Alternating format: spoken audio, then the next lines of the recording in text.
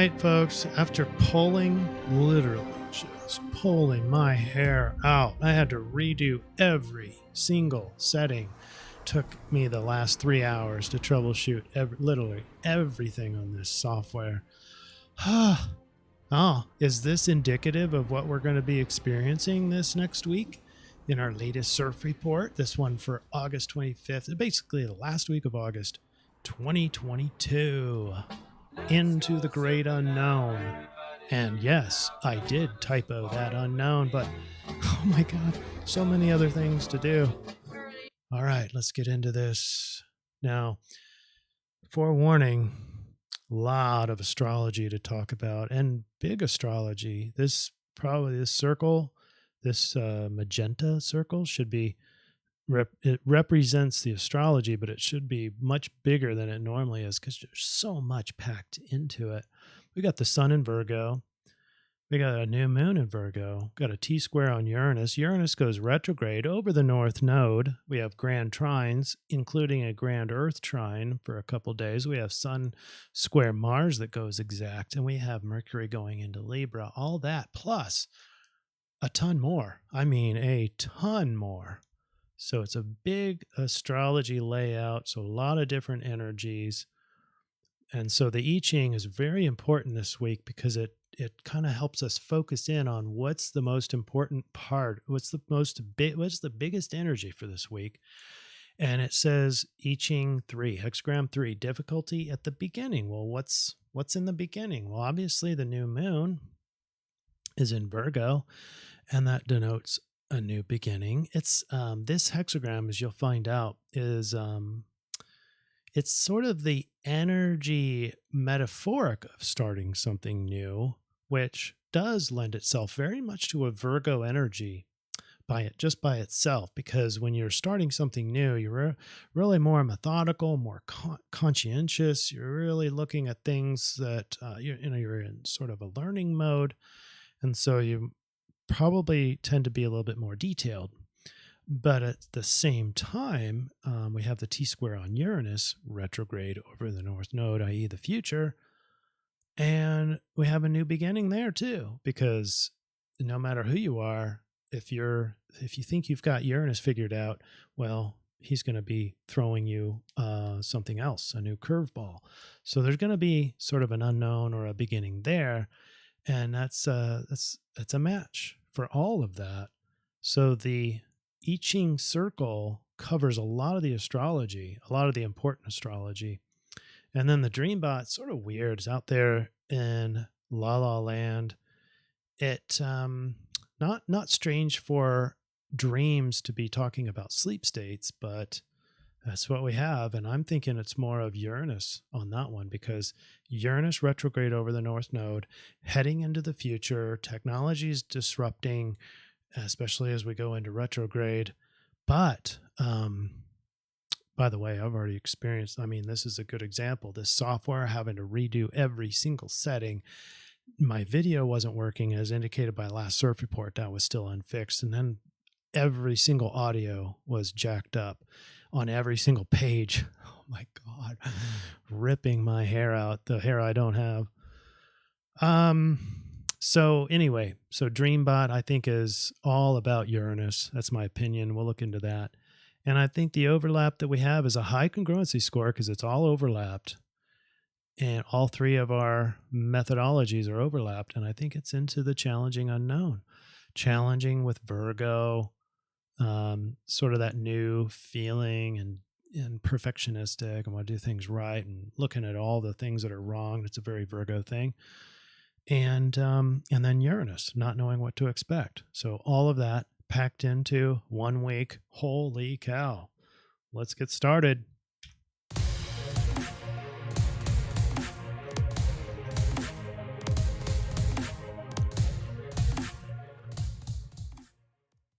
And a big shout out as I just messed up my place here. I think everything is all set up. Yeah. All right. So how has everybody been the last couple of weeks? Thanks for your patience and letting us travel. Took the motorcycle cross country, 2,000 miles plus. And It was a gas, no pun intended, but very much needed break from our normal rind and grind. So thank you for waiting. And let's start with a few comments that we had. Luis, big shout out to you. Has problems on Rumble, comes over to YouTube to say, Chris, I always watch on Rumble, but for some reason my comments never stay posted there. So my question to all you Rumble folks, are you having the same problem? Are you commenting and then they just disappear? Write me an email, nationaldreamcenter@gmail, or go over to YouTube and do what Luis did and jot a comment down. I need to know that stuff. So she also says, your videos are very conducive to a week in the flow. I embellish on them only to check on the Sabian symbol for each notable degree of the zodiac. Rock on. I don't talk about those, but I know they are helpful. And that just reminds me, I have a new book coming that will help me unlock some parts of the software, my astrology software. So I'm so excited about getting that. Really passionate about increasing the quality of these CIRF reports, and I can't wait. So shout out to Luis there. And then Ravi, shout out to you saying thank you for the report. I have to say, I am so thankful there will be some reprieve of the energies. Well, how was it, Ravi, the last 2 weeks? Did you get a reprieve? And I think this week really is disruptive. It's a change in energies. I don't know if it's all that less of energies. I think I don't know what to tell you as far as the level goes. I think the level's staying high, unfortunately, for this coming week. Feeling like a rubber band being stretched to the point of breaking has been exhausting. Yeah, we have that going for us, don't we? Shout out to Ravi. And then Kanakuk, thank you for 2 comments. Thank you, Chris, for the work you do. And always great content here on the CIRF Reports. Thanks, Kanakuk. And by the way, for all of us, if you're interested in ingredients or ideas on how to incorporate THC or cannabis into your food, Kanakuk is where you go, kanakuk.com. Go there and check out those recipes. Great stuff. And then Milos, thanks, mate. Have a nice time. I did. And thanks for that, Milos. Winner of this week's CIRF comments. Best comment is not for me to say. Hopefully the powerful energies will break free the truth and bring forth the light, exposing what is in the darkness. Thanks for taking care of us to help us over the next 2 weeks. You are the best. No, not for me to say. You are the best. +5 arrows confirms it. So thank you and congratulations.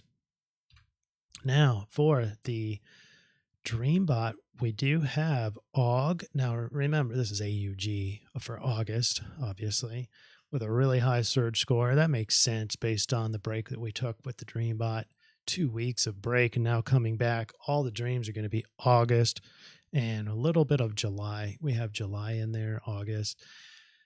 I didn't want to focus on that. I want to focus just on these red arrows. And we got the word states. I mean, that could be many things, including like countries and United States, you know. We also have the word state. And so I thought it was a nice overlap. As far as territory goes, it didn't have a lot of overlap with anything else. But the form of state that has to do with like a sleep or hypnosis or mind states, that was a direct overlap because you got waking states and sleep states. You have double asleep and sleep. So I think it's more about hypnosis, mental states. And so that's the overlap. And unfortunately, I think the bulk of people are more asleep. Now, as I mentioned before, as we talk about Uranus, I think we're all asleep compared to Uranus, because as soon as you figure out a prediction of what Uranus might be throwing you, you're going to get unexpected results. It's going to come out from left field. You're not going to know what's coming from Uranus. So if we're talking about Uranus retrograde over the North Node, I think compared to that, we are all asleep, including me, who is ruled by Uranus. Okay, we have linguistic sets too. We have cutting states job. That's interesting. cutting stage jobs. Are jobs about ready to, I'm sorry, a state's going to be going into bankruptcy, and so they're going to have to start cutting jobs? I don't know. Or maybe they just start increasing taxes, huh? Linguistic set number 2, asleep while large younger machine recall. I was thinking voting machines, possibly. That's what I was thinking. I'm not sure about the younger there, but asleep is obviously, sheeple or sheep, while large younger machine recall. I don't know. Maybe a voting machine gets recalled that's newer than the other ones. Anyway, let's move on, okay? Let's get into the astrology. Last week in August. Let's darken this up. And right here, right in the middle of our week, Uranus is going to go retrograde. We have Mercury going into Libra. We have, this is part of our T-square. It doesn't look like a T-square anywhere, does it? Well, it's there. We got the opposition. We have the square here, and then the other square is right here. That's the Saturn square Uranus, this red block right here. It's been there for a long time, and it's going to continue to be there. I even have an end date for you, and it's an interesting date, so stand by. Here's Thursday. We're going to do day to day, the next 7 days, starting with the 25th. Let me get a little taste of tea. Mouth's getting dry. All right, Thursday the 25th. Again, just like we left off last time, you have a matter of perspective. Do you want to stay in this grand trine, or do you want to stay in this T-square? And there's a big energy for both of them. Let's go through them one by one. Big picture. You have the first few days of Sun in Virgo. So the Sun gets a little bit more analytical, more detailed, maybe a little bit perfectionistic, maybe sort of closed off and spending more time just doing things for you, for yourself, taking care of yourself. And you got Mercury in the last few days of Virgo, thoughts along those same ways. Mercury is part of the grand trine. This is easy energy. So we have thoughts in Virgo, and communication in Virgo, easy over to Pluto, trine, Mars. So we've got that power, that easy power. You got the outer power, easily exchanging energy with the inner power, the subconscious, the control freak in us. And so we have a lot of thoughts. This is about thoughts and communications around power. Easy to get into this power struggle thing. Easy Virgo thoughts with a critical eye on actionable power, because we got the Mars adaptable in Gemini. Then Uranus has the T-square on it, and it's going retrograde, so it's going to spend a little bit more time in the static energy. So get a little stronger energy from Uranus for Thursday, Friday-ish, maybe even today. If you watch this video on Wednesday, if I can ever get this report out, you're going to probably feel this energy as well. I'm seeing it with all my technology. I'm saying all my technology. It's jacked up. My phones are jacked up. I have to repair all this software, etc., etc. So you can expect more of that, because Uranus is technology as well as quick change. So you're trapped in change. You're fearing the unknown if you succumb to this energy. But since you know this ahead of time, you can look for it and not be so anxious and fearful, because we don't want to be living in fear. But we have a T-square, which means you got pressured attention on Uranus. So pressured attention on the unknown, pressured attention on insights, and change and technology. And it's over the North Node. I put an arrow down here because it's going back, retrograde back towards the North Node. So back to the future, changing the future. Timelines continuing to change, right? Let's see what else. That's a lot. we're going to continue our discussion into Friday because we got that new moon developing here. Moon is in the last stages of Leo, heading into a new moon, making a square. So this big old square is Sun, Moon, Venus squaring off to some parts of that. This the front part, Sun square off to Mars, and that really makes our discretionary, hyper vigilant Sun, tension into, are we doing the right thing? And the shoulds come on because it's that Virgo ego. And then you've got the adaptable Mars because airy, logical, adaptable Gemini is making Mars a little bit more being able to do a lot of different things at the same time. A lot of plates are spinning now, and but it's pressurized and there's a lot of tension for it. So you can replace that with the word should. I should do it. So now it's like sort of heavy stuff and you don't know what to expect with Uranus. Now on Friday the 26th, Mercury is going to go into Libra. So powerful thoughts, right? Because we're still in this grand trine. And now Mercury is having, the thoughts are aimed more towards peace, balance, justice. I know we've all been thinking justice anyway, but now it goes on hyperdrive as Mercury goes into Libra. And then we have, okay, so now you've got Uranus going into a retrograde. Not that he moves all that fast, but Saturn is already in retrograde, making what was this alignment, this square, a little bit bigger, slowly, but bigger. And now Uranus is going to halt that. Uranus is going to go back towards the North Node, making this square to Saturn a lot more tight. And so as this slow rate of square between Uranus and Saturn gets stronger, you're going to see these protests, because this is an alignment of protests. It's the freedom fighters against the limitation and control. Maybe not control. Control is Pluto. Saturn is more of limitation, government, power, should, challenge. There's a good word. So, but it's like governance sort of challenge. And Uranus is more of freedom oriented, independence, don't tread on me, that energy. So the square puts them together and makes them fight. So you're going to see a lot more of it.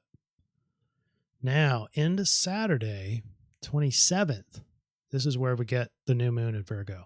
And it's 4 degrees Virgo, 4 minutes. A lot of 4. So I'm no numerologist, but I went up and looked at what 4 means in numerology. And the various websites were talking about conscientiousness, dependable, service-oriented. And it's not too far off of a Virgo kind of flavor. Conscientious, check. Dependable, check. So her sign. And service-oriented, maybe not so much to others, but there is an others component to service. It's mainly service to self, is Virgo. Not that they're selfish. I'm not suggesting that, but it's that time of, it's the end of the day. It's time to start taking care of yourself, winding down, getting ready for bed. Most of us have sort of a routine, like brushing your teeth. This is all very Virgo things. So that's the new lunar cycle. And meanwhile, you have Sun square Mars that goes into a very tight perfection. So it's the pressure to do something this Virgo cycle. It's the pressure. Ego, square, Mars, the pressure to get something done this lunar cycle. And then at the same time, a real nice adjustment that we're making with Jupiter. Wise, adaptable, optimistic Jupiter is in Aries. So it's what's optimistic from my perspective is something that I'm saying that in general, not me as your CIRF dude. I'm saying that all of us will feel this sort of self-centered, optimistic wisdom in relation to this month's cycle, because it's a stamp, and it'll feel like we're adjusting to optimism. What does that even mean? Adjusting towards optimism, and then adjusting our emotions and ego, our Virgo-ness into, and it makes it feel more positive. And that's just because that Jupiter is there in the inconjunct. Sunday, the 28th, we have a grand Earth trine because of the moon. It looks like there's two of them here. There's not. But, and this makes it a grand Earth trine, and its emotions, Uranus and Pluto. So it's still that power, and it's all in Earth signs. So very easy to be grounded this day, feeling ease and getting more grounded as long as the moon makes that point. As soon as the moon moves out of this point of the grand trine, then I don't think we're going to have any grand trines anymore. It sort of looks like it, but it's not technically there. Now we have Venus opposed Saturn that goes exact. There is a lot of balancing that is going to be indicated on Sunday, because you've got the moon in an opposition, you've got Mercury and Venus all in oppositions. You still have that T-square, but this Venus opposed Saturn goes exact. And so peace versus, or I'm having to balance that with challenge or lack. It's Venus having to balance with Saturn. And this is at its climax. So this paradigm or this dichotomy, you've got to balance that out. Should I keep the peace, or should I toil with this lack or this challenge that I'm faced with? It's one or the other. You're going to have to balance those out. With a pressured focus on freedom-oriented future because of Uranus over the North Node in a retrograde. On Monday, see how it looks like a trine, but it's not. It's you got these trines, so Moon and Mercury are conjunct, trine over to Mars, but that Mars is not in a trine to Pluto anymore. But Uranus is, but it looks like a trine, but it's not technically. Still a lot of easy energy, easy to apply logical, adaptable action, because you got emotions and thoughts together. That's the creative power inside of us, is connecting your thoughts, your imagination with your emotions. If those are congruent, which they should be, and they should be more towards peace, justice and balance. And those are easily applied into action, adaptable action, because it's Gemini. Then on Tuesday, still, there's no grand trine, but there's a lot of that easy energy. And this T-square on Uranus is disrupting, finally, settling down after all this time. On Wednesday, the 31st, this is the grand finale of the Uranus T-square. However, the big news is, don't forget, Uranus in a retrograde square to Saturn, the alignment of protests, is going to get stronger. So this continues for several months. The last day of this square, because I looked it up, Uranus and Saturn in a square, the last day will be January 6th, 2023. Isn't that incredible? Huh. My mind was blown when I looked at that. All right, folks, let's look at the I-Ching. We have hexagram 3, difficulty at the beginning, entry into the unknown. That's so Uranus. New things seem to be rushing upon you, and confusion can easily take over. That's a new moon in Virgo, because it is sort of confusing. It's a new thing, it's a new cycle. You have to new energy to get used to it. Do not let events overwhelm you. That's an easy thing for a Virgo. It's an easy thing to be adapting to Uranus. As you take the first steps, stay calm and ready to persevere. Ask for guidance and support. Challenges lie ahead, but they are challenges you can handle. That's a good affirmation for us. Have you ever heard karmically, you will never face a challenge that you are not ready to take care of? Line 5 says, you may find it difficult to grant the big favors that another may expect of you. In this situation, careful behavior can lead to success in minor affairs. An attempt to deal with major issues right now may not succeed. Put your nose to the grindstone. All right, time to shift over to the solution. You ready? When we put that change line in, you get 24. Returning. This hexagram is associated with the turning of darkness back towards the light. Not for me to say. You called it. You called it, my friend. This is the cup of a turnaround, a time for letting go of old and making way for the new, a time of new beginnings. Isn't it incredible how even though we have two different I-Ching readings, it picks ones that are correlated with each other? It's crazy to me. Still, after all this time of working with them, a time of new beginnings, which is the one we just read. Now, why are we reading this one? Just a reminder, this is the solution. So we're looking more for the behaviors.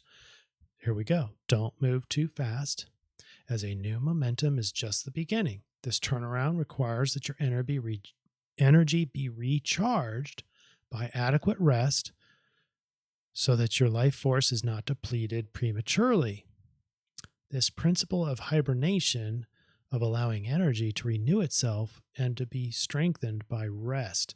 So, according to the I-Ching, this new beginning, this new turnaround energy, you're going to face that by don't move too fast, but it doesn't mean stop completely. You're focused a lot on replenishment, of relaxation, according to the I-Ching, and taking things just a little bit slowly and methodically. And I've got more for you. Just hang on. Got the final solution slide. All right, you put the new moon in Virgo at 4 degrees 4 minutes into the conversion chart, and you get hexagram 59 of the rave, and you get Leo. 59 of the rave means dispersion, the ability to break down barriers to achieve union. And line 5 is where the new moon is, the femme fatale, or Casanova, the power to use love or break down any barrier. Given the sun's lightness, there is no negative connotation inherent in this description. Wow. Let's read that again. Given the sun's lightness, there is no negative connotation inherent in this description. The power of sexuality to attract others.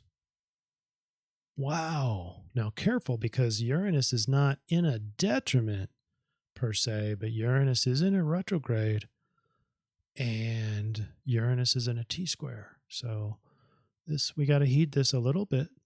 Where the negative potential of this power becomes evident, the gigolo, the adventurous, the power of sexuality expressed as sexual power. So what this is saying is we have the sexual powers, the primordial powers, the biggest energy that humans have according to human design. And we have access to that this week, according to the rave, with the new moon in Virgo. Boy, does that connect with Virgo. That's just amazing to me. But this whole new cycle, we have the sacral energy at our disposal.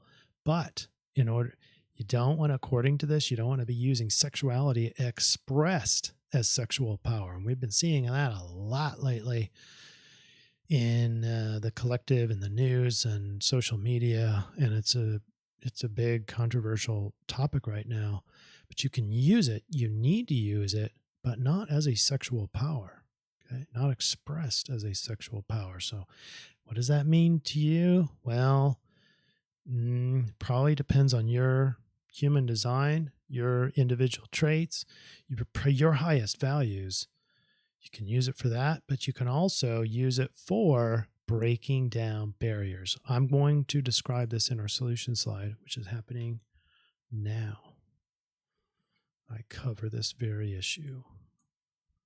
All right. So as all of us that we watch and the sheeple around us get lost and head over the cliff, this is sort of the energy that we are probably expecting, is the blind leading the blind. We're all in it, and some of us are more awake than others. But whenever you're putting Uranus on a T-square in a retrograde over the North Node, there's a lot of unknowns to everyone, not just us, but to even the ones who think that they're in charge. Because as above, so below. So we're going into the challenging unknown, but here's more specific of the influence. The new moon in Virgo creates feelings of being detailed and discriminating, perhaps even critical, especially as Uranus continues to change the material future with a pressurizing T-square plus turning retrograde over the North Node.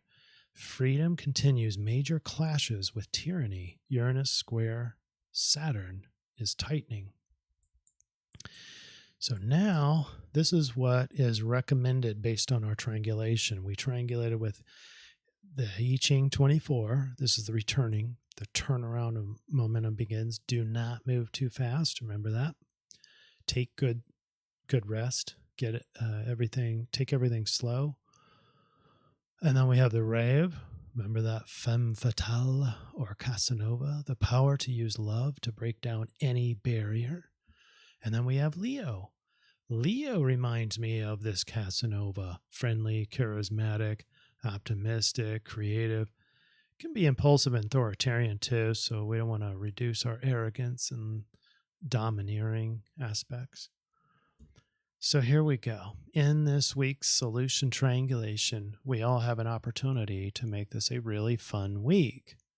And that's the fun part is when I saw Leo as the sidereal solution, thought, wow, yeah, this is a really a good opportunity to be creative, childlike, optimistic.